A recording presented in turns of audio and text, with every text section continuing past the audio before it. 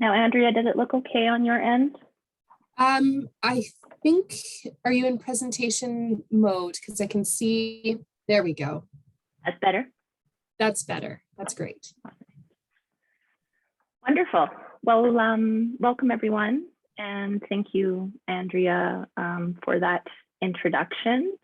Our presentation is titled Community Action for Health Equity through Urban and Rural Indigenous-led and Responsive Diabetes and Obesity Services.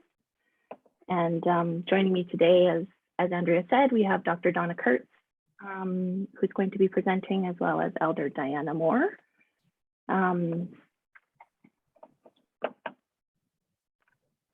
So just to begin, we would like to acknowledge that the three of us are joining from the traditional, ancestral, and unceded territories of several nations.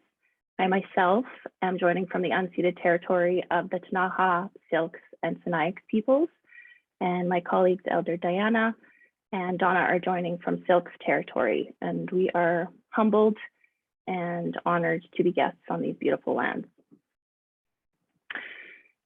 So as Andrea said, my name is Karlyn Olsen, and I'm Research Manager for Indigenous Health Promotion and Cultural Safety in the School of Nursing at University of British Columbia, Okanagan.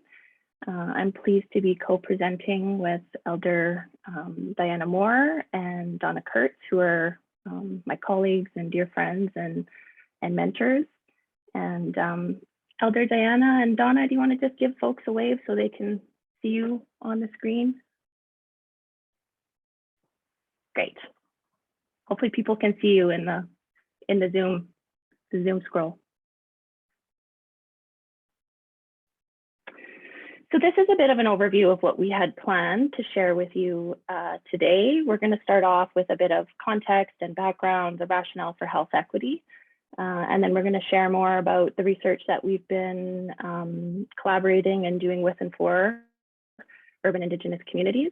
And our presentation around some community recommendations, priorities, and success stories.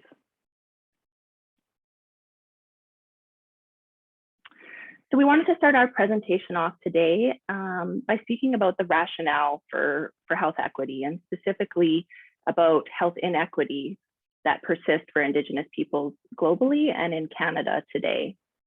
Health and wellness gaps and inequities persist for Indigenous peoples globally.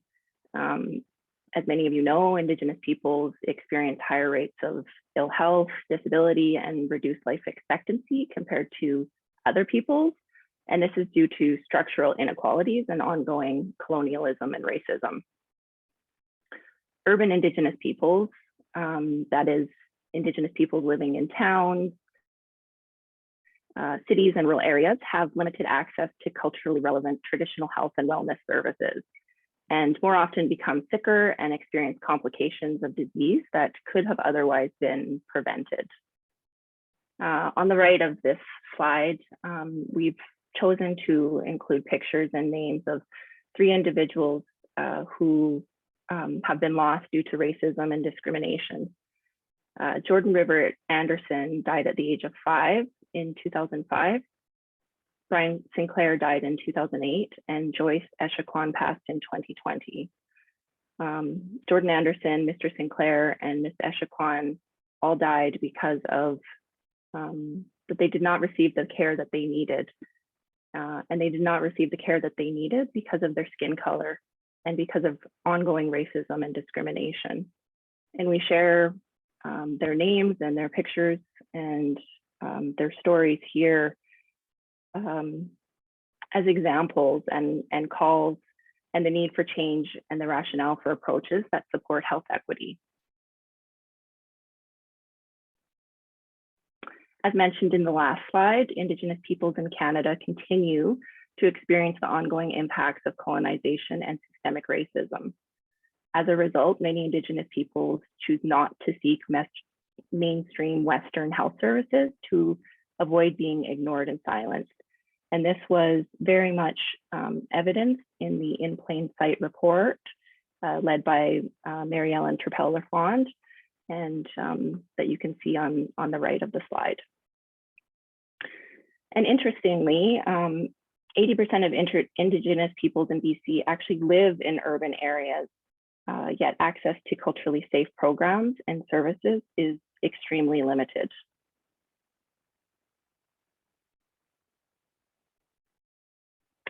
This slide provides a bit of an overview of Indigenous peoples' experiences with diabetes and obesity. Because of the ongoing impacts of colonization and racism, spoke about in the last slide, Indigenous peoples experience type 2 diabetes at rates that are 3 to 6 times higher than the general population. And for Indigenous children, the rates are triple compared to non-Indigenous children. Indigenous peoples are often diagnosed younger. More women than men are diagnosed with type 2 diabetes. And for Indigenous women who become pregnant, the rates of type 2 diabetes are 2 to 3 times higher than the general population. Often complications are more severe and more frequent, and the death rate associated with type 2 diabetes for Indigenous peoples is 2 to 3 times higher. And then on the right of the slide is a bit of information about Indigenous people's experiences with obesity. And as you can see, that for both adults and children, the rates of obesity are much higher for Indigenous peoples living off reserve than non-Indigenous peoples.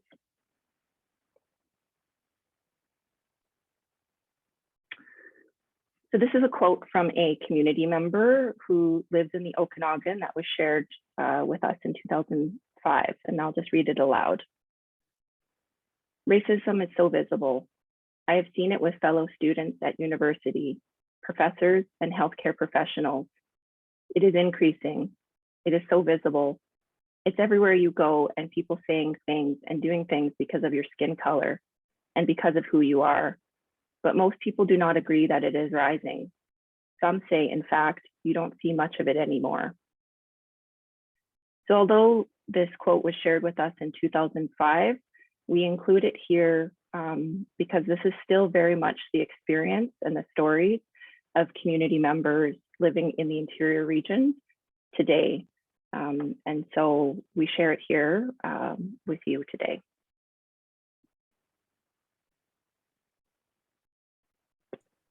Okay, I think Donna, it is over to you now.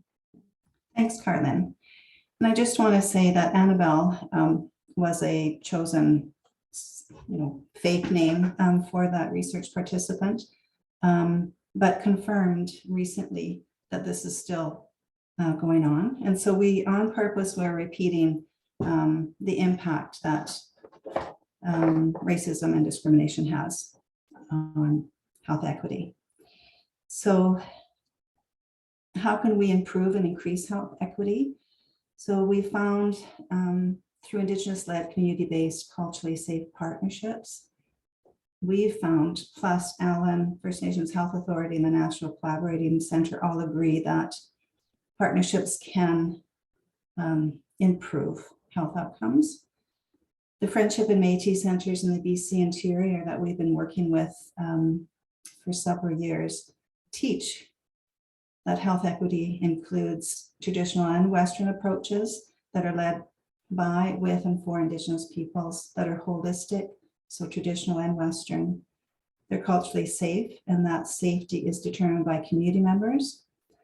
They're relevant across generations, community-driven, and offered in environments that are safe.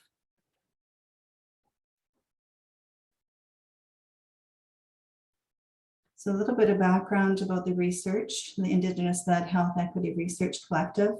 Since 2015, we've been working with 5 urban and rural Friendship and Métis centers within the Okanagan, or the interior health region, and working together to connect traditional and Western knowledge to improve health equity and wellness and increase access. Because usually there's very limited health and wellness services or health specific services in urban Friendship and Métis centers. So we received a CIHR grant in 2015 to 2018, which we refer to as Embracing a Vision, and then 2018 to 2024 Indigenous Pathways. So we'll just touch a little bit on those, our journey on those. So doing research in a good way. So we use Indigenous methodologies as a relational approach in which it's about sharing of power, and it's led by Indigenous community members. It's with, by, and for community members, grounded in Indigenous knowledge. And that knowledge is through stories, visions, local knowledge, traditions, ceremony, life experiences. And we learned a lot through the talking circles and community gatherings that we have as part of the research. Doing good research in a good way, decision-making by community members, and taking the time to do that in a good, respectful way. It's relevant, culturally appropriate, and collective. So all of the friendship centers have the same vision and recommendations for how to have more equitable health services. So we also use two-eyed seeing. Just gonna, yeah.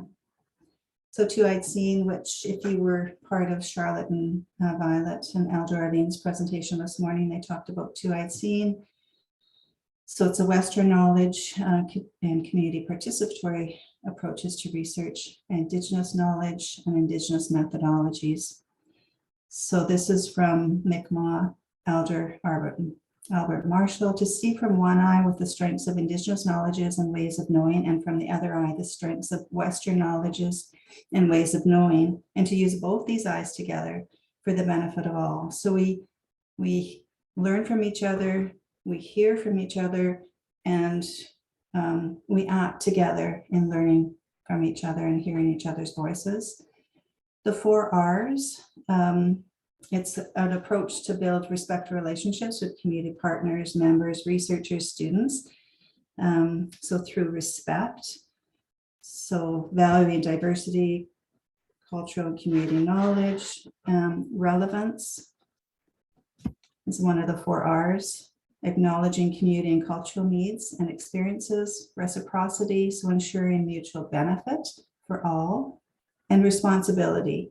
And that's about engaging in ethical research, leadership, collaboration, decision-making, and sharing of knowledge. And that once relationships are made, that they're for a lifetime, responsible for that ongoing respectful relationship. So this is the collective governance model that communities like the Friendship and Métis Centers, we've been using it since 2016.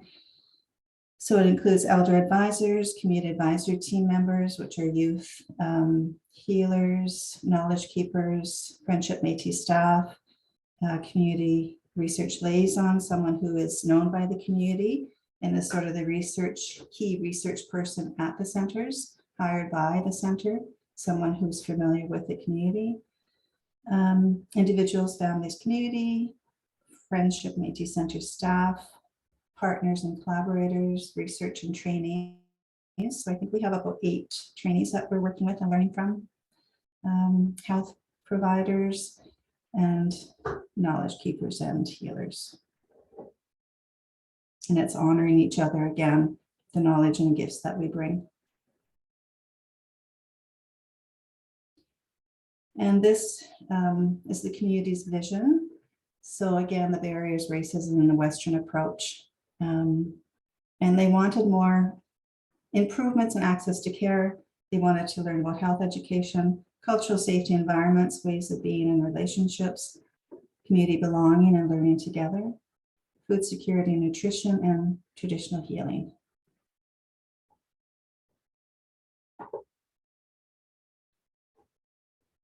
So Elder. Yeah. Elder, you're on mute, I think.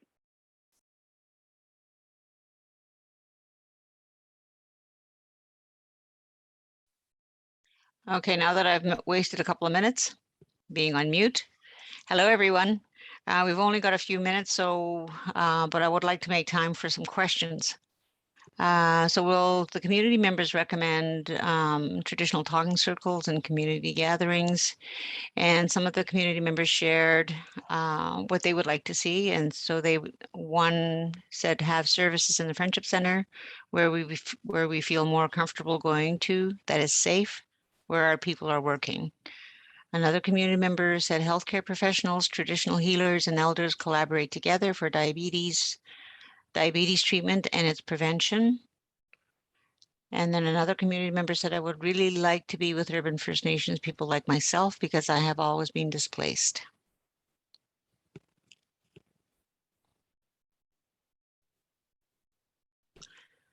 And with our working with community members and working together, community program priorities were land-based healing, cooking, ceremony, exercise, community garden, mental wellness, healthy, affordable foods, telehealth, walking program, healthy weight, diabetes education, traditional medicines. And with land-based healing and cooking, you know, and ceremony, we could look at the medicine wheel and look at the spiritual, which is on the east. And then with the mental wellness, we could look at the north. That says mental and physical peace walking program. And even with the emotional, we could add even with the, you know, having the community garden, and even ceremony. So, you know, you can add a lot to the medicine wheel with the 4 aspects of the human being.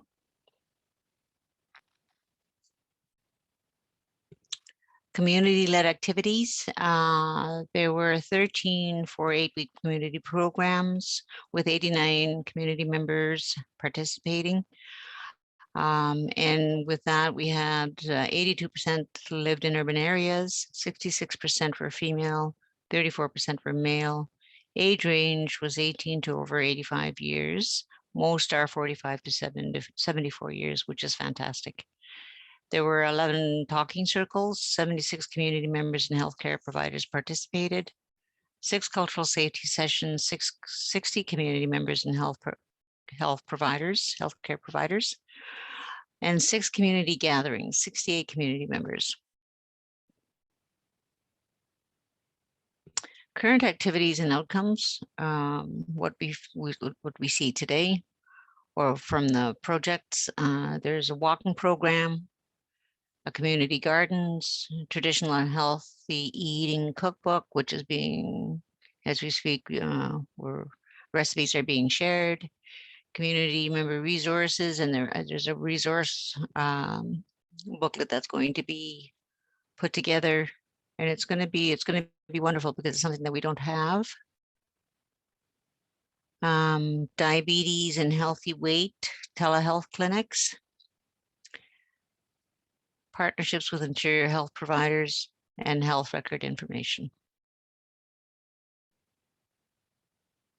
Oh, so the telehealth is that's I Am to Care is one project.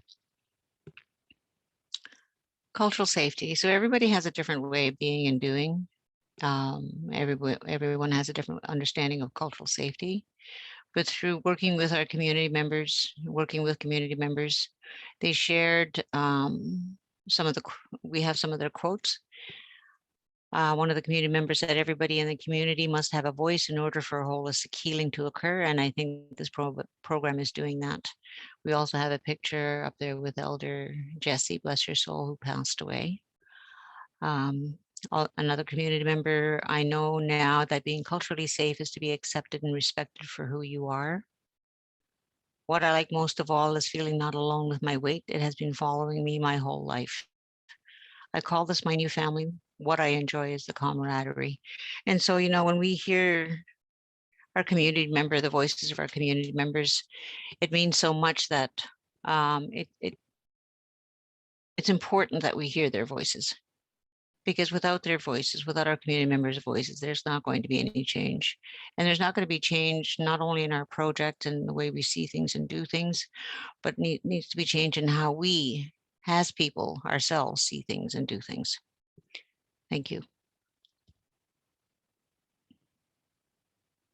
Next. Health equity. It starts with respecting and honoring relationships with all peoples. As Elder Dr. Jessie Nyberg shared, you cannot understand the present without knowing about the past. The history of our people shapes who we are today and who our children will be tomorrow.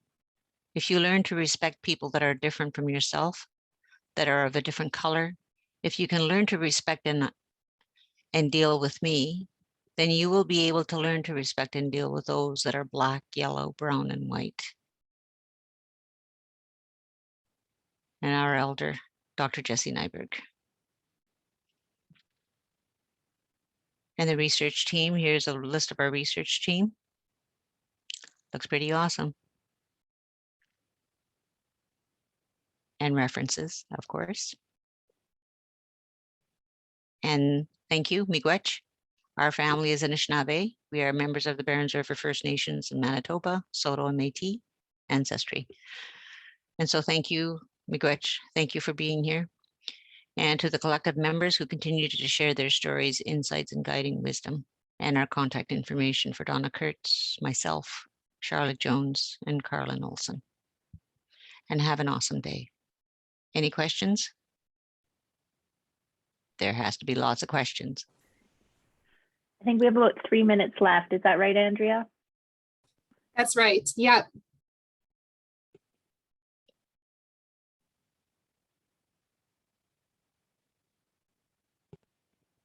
I know crickets, lots of crickets on our team. No, sorry, Dee. Yeah, I just, if no one else is going to hop in, I just want to say what a wonderful presentation. And Diana, when you were talking, and this is actually something I'm going to reflect upon in closing remarks here right away, it's just the importance of listening to each other. You talked about that, hearing each other as part of that understanding. And I'm wondering if you have any other words of wisdom around from this experience doing this project around listening, open listening, and the importance of it. Well, thank you, Dee. It just, not just, but listening and hearing are two different things. We can listen, anybody can listen, but are you actually hearing the person, right? So it's important that we hear the voices, not only our own voice, right? But we hear the voices of our community members. And if we don't hear the voices of our community members, we're not going to hear, we're not going to learn about the history. We're not going to learn about the person's history or hear their stories. And we're not going to learn. We're not going to be able to hear their teachings in how we can make change together. So hearing is so important, and hearing another person's voice and making sure that you always have a safe place. You provide a safe place for the community members' voices, for all voices. And Elder, we need to take time to ask, to hear from community members. Ask what they want, what name they want to be called, because the name that's on their chart, they might not use that name, if it's from residential school. So being kind and asking so that we can listen and hear. Yeah. So with your permission, I'd love to be able to, I won't do anywhere near as good as you both have just summarized, but with your permission, I'd love to land our comments on that. Is that okay with both of you, that I use your words, Diana? Yes, I'd be honored. Okay. Those are gifts to